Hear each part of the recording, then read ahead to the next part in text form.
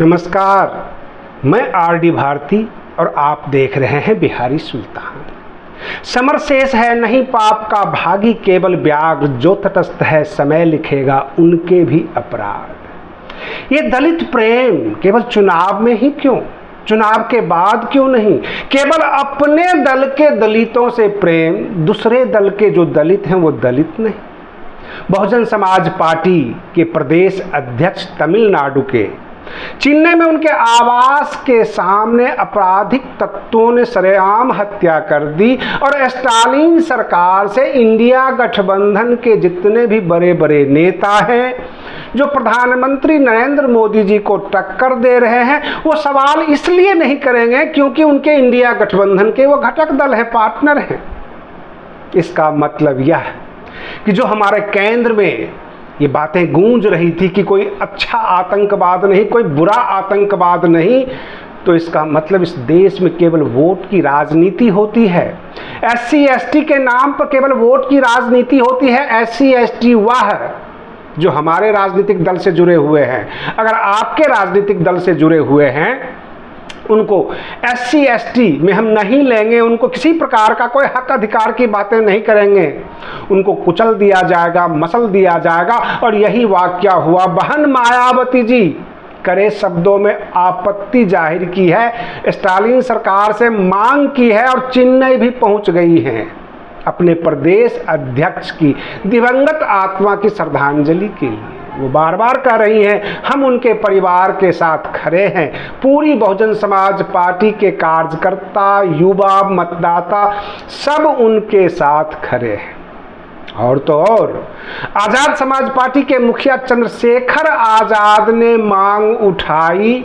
उन्होंने जो है ट्वीट भी किया, अपने एक्स हैंडल पर अपना एतराज भी जाहिर किया, श्रद्धांजलि भी दिया। वो बार बार कहते हैं कि ना हम इंडिया गठबंधन में हैं, ना हम NDA के साथ हैं, हम तो इंडिपेंडेंट अपनी पार्टी को लेकर चुनाव लड़े थे और हम चुनाव जीते हैं, नगीना की जनता ने हमें वोट दिया है। तो आज़ाद समाज पार्टी ने अपना एतराज, अपना पक्ष रखकर साफ कर लिया अपने आप को कि अखिलेश यादव जी को मांग नहीं करनी चाहिए स्टालिन सरकार से कि अपराधियों की धरपकड़ हो, उनके साथ कड़ाई से निपटा जाए। इस तरह से सरेआम वो हत्या नहीं कर सकते। और रही बात, ये हत्या एक जुर्म है, किसी के साथ नहीं होनी चाहिए। बहुजन समाज पार्टी के प्रदेश अध्यक्ष के साथ अगर ऐसा हुआ है तो तमिलनाडु में जो सामान्य बहुजन समाज के लोग होंगे, जो SC ST वर्ग के लोग होंगे, उनके साथ स्टालिन सरकार क्या बर्ताव करती होगी? क्या वहाँ पर लोगों को इंसाफ मिलता होगा? क्या वहाँ पर SC ST वर्ग के हक अधिकार की सुरक्षा होती होगी? केवल किताबों को लेकर हम संविधान के साथ हैं, हम संविधान को मानते हैं, लेकिन एक भी काम संविधान के अनुसार नहीं करते हैं। यह ट्रेडिशन हो चुका है। हर कोई कहता है जय संविधान, लेकिन संविधान में लिखे हुए एक अक्षर को मानने को तैयार नहीं। बहुजन समाज पार्टी के कार्यकर्ता आज तमिलनाडु भवन को घेरे हुए हैं दिल्ली में। वहां पर उन्होंने धरना, प्रदर्शन, हंगामा और सरकार से मांग कर रहे हैं।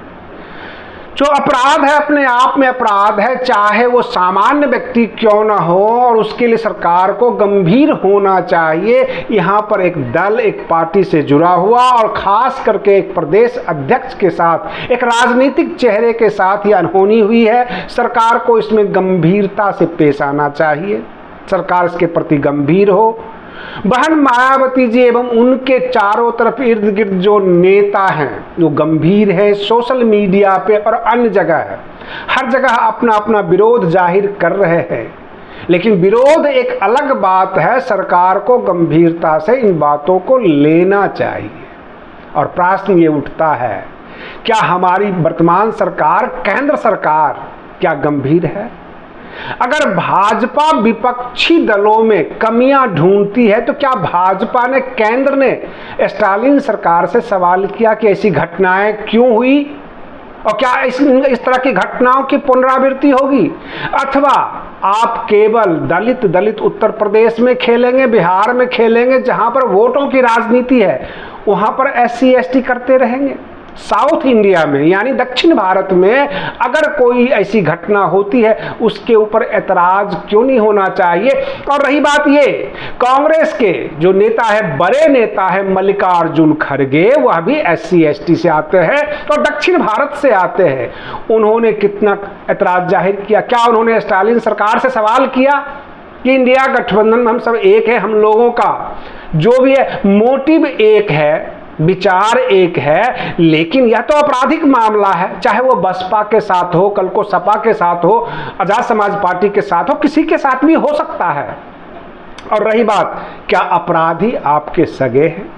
क्या अपराधियों को आपने पाला हुआ है अथवा आपने ये काम करवाया है? अगर आप लोग निष्पक्ष हैं तो अपराधियों को पकड़ के उनको सजा दीजिए, उनके खिलाफ मुहिम चलवाइए। वहाँ का जो सरकार है, जो प्रशासन है, इसके प्रति गंभीर हो। मैंने आपसे शुरू में ही कहा, समर शेष है नहीं पाप का भागी केवल व्याघ्र, जो तटस्थ है समय लिखेगा उनके भी अपराध। अगर आप बहुजन समाज से हैं, अगर आप SC ST वर्ग से हैं, शोषित हैं, वंचित हैं, आपको आवाज उठाना पड़ेगा, सुर में सुर मिलाना पड़ेगा, एकजुट होना पड़ेगा, अन्यथा आप उन अंगूर के गुच्छे की तरह हैं, अकेले हैं, बिल्कुल अलग थलग हैं, आपका विचार मेल नहीं खाता, तो या तो आप मसल दिए जाएंगे अथवा सड़ जाएंगे अंगूर की तरह। क्योंकि अंगूर हमेशा गुच्छों में ही सुरक्षित रहता है। पूरे देश के बहुजन समाज को जो है इस तरह की मांग करनी चाहिए। जगह जगह जो घटनाएं होती है और उसके ऊपर लिपापोती है। रिपोर्ट तो यह भी निकल कर आ रहा है कि हाथरस में जो घटनाएं हुई, जहां 121 लोगों की मौत हुई, उसमें 80% बहुजन समाज से हैं लोग, जो गरीब लोग हैं, वह पहुंचते हैं इन बाबाओं के चक्कर में। और बाबा भी अब बटे हुए हैं, यूपी के अलग बाबा है, दूसरे जगह के अलग बाबा है। उन बाबाओं में भी जाति देखकर बाबा का जो है साइड लेती है सरकार।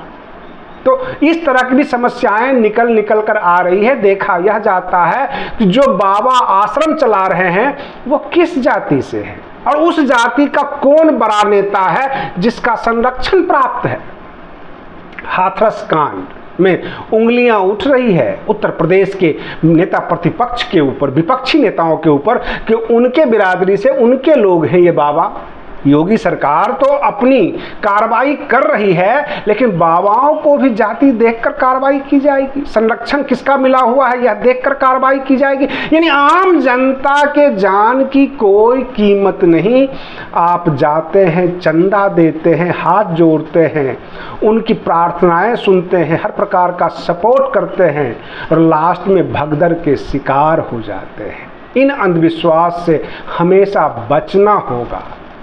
रही बात ये आम जनता से, सरकार बार बार अपील करती है, जब जब इन बाबाओं के ऊपर उंगलियां उठती है तो कुछ उनके भक्तजन सामने आ जाते हैं। उधर दिल्ली में केवल सरकारी खेला चल रहा है। एक ही न्यूज गूंजता है कि दिल्ली में नानी की विदाई है। नानी की विदाई का मतलब यह हुआ कि ना से नायडू, नी से नीतीश कुमार, यानी नानी की विदाई है। केंद्र सरकार से अगर नायडू और नीतीश कुमार निकल जाते हैं, केंद्र सरकार धाम से गिर जाती है। उधर लालू प्रसाद यादव ये कहते हैं कि अगस्त में मोदी सरकार जा रही है। और इस तरह के सगुफों के बीच राजनीति गर्म है। पटना और दिल्ली दोनों गर्म है। कहने का तात्पर्य यह है कि बहुत सारे लोग केवल राजनीतिक विचार देने में, राजनीतिक बयान देने में व्यस्त हैं। आम जनता से उन्हें कोई लेना देना नहीं है। आम जनता जिए या मरे, महंगाई पर एक शब्द नहीं बोलेंगे, बेरोजगारी पर एक शब्द नहीं बोलेंगे। केवल उनको जाति, धर्म, हिंदू, मुसलमान करके और कभी कभी इन बाबाओं के खिलाफ भी करके वो अपना टाइम पास करते हैं। यहाँ तक राजनीति में जातीय समीकरण बन रहा है, आर्थिक समीकरण नहीं बन रहा है। कहाँ कौन आर्थिक रूप से पिछड़ा हुआ है, कौन सा क्षेत्र बिल्कुल जो है विकास से दूर है, इसका समीकरण नहीं बनाते हैं। या देखते हैं कि मतदाताओं में किन जाति की संख्या कितना है और उस जाति के हमारे पास नेता हैं अथवा नहीं है। तो इस तरह से लोकतंत्र का बंटाधार हो रहा है हर जगह। आज के लिए बस इतना ही। आप बने रहिए बिहारी सुल्तान चैनल पर। हम फिर मिलते हैं अगले वीडियो में। तब तक के लिए धन्यवाद।